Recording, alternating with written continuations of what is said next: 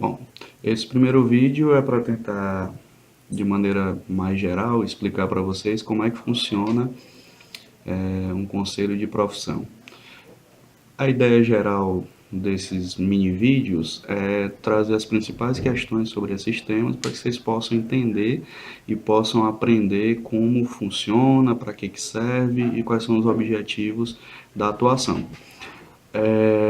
A primeira coisa que vocês têm que ter em mente é que os conselhos de profissão, de maneira geral, no Brasil, são instituições com autorização do Estado para fiscalizar o exercício profissional, de preferência para que se fiscalize o exercício profissional de baixa qualidade, né, por assim dizer. Então, o Conselho de Profissão, em última instância, segundo as deliberações do Supremo Tribunal Federal, ele serve para proteger a sociedade, não para necessariamente defender os profissionais aos quais são vinculados àquela profissão.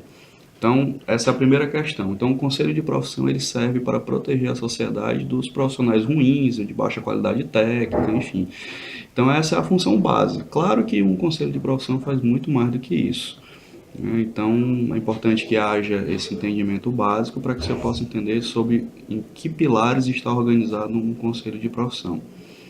A segunda questão que é importante saber, e aí no caso específico do que eu vou falar aqui é sobre o Conselho de Psicologia e como eles estão organizados, a, a estrutura, né, dos conselhos de psicologia foi basicamente organizada na década de 70, desculpa.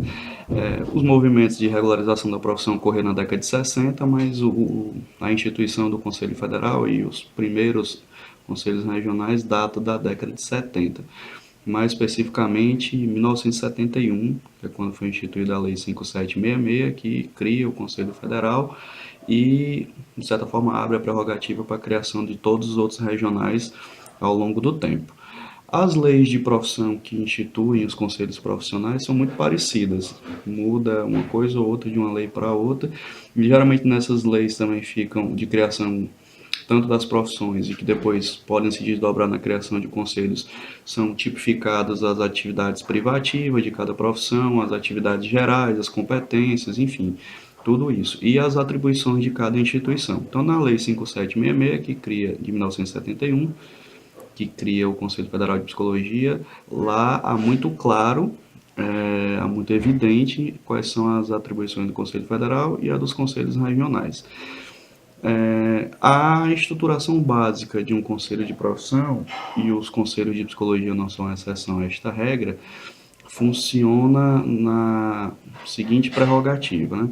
O conselho de profissão deve disciplinar, orientar e fiscalizar o exercício profissional. Então, são essas três competências básicas que estão, de certa forma, fundando a atuação de um conselho profissional.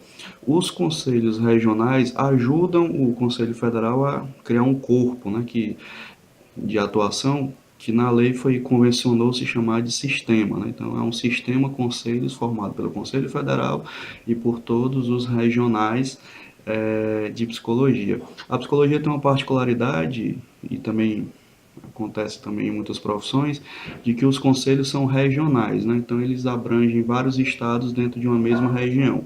Poucos são os conselhos de profissão que têm um conselho por estado, né?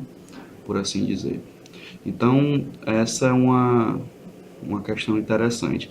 Então, o Conselho Federal e os conselhos regionais ajudam a disciplinar, orientar e fiscalizar o exercício profissional. Essa é a função básica de um conselho, mas ele faz muito mais do que isso. Né? Ao longo do passar do tempo, o desdobramento histórico, os conselhos de profissão passaram a engajar-se nas pautas políticas, técnicas e administrativas da profissão, que vão desde a organização da atuação em si. Uma das questões que um conselho de profissão pode ajudar a atuar especificamente é na classificação brasileira de ocupações, a famosa CBO, em que cada profissão tem tipificado o que pode, o que não pode fazer, o que é recomendado e o que não é recomendado fazer. Cabe ao conselho de profissão, inclusive ao conselho de psicologia, atualizar historicamente aquele fazer da profissão. Além disso, os conselhos de profissão também são responsáveis por emitir notas técnicas, pareceres, enfim, dar uma orientação técnica sobre o fazer da profissão. Vocês devem saber que a psicologia muda de tempos em tempos e é preciso também atualizar o exercício profissional. A academia é responsável por uma parte desse processo e os conselhos de profissão são responsáveis por outra parte deste processo. Então, o conselho de profissão também ajuda a atualizar a profissão de tempos em tempos e ele também é responsável por fazer, de certa forma, o julgamento ético, né, sobre o que é adequado e o que não é adequado para a atuação profissional. Sobre julgamento ético, a gente vai ter um vídeo específico sobre isso e acho que basicamente é isso. Então, como está estruturado e para que serve um conselho de profissão. Em tese, são essas as bases. Claro que nos outros vídeos a gente vai desdobrar algumas diferenças sobre o que pode e o que não pode fazer um conselho de profissão.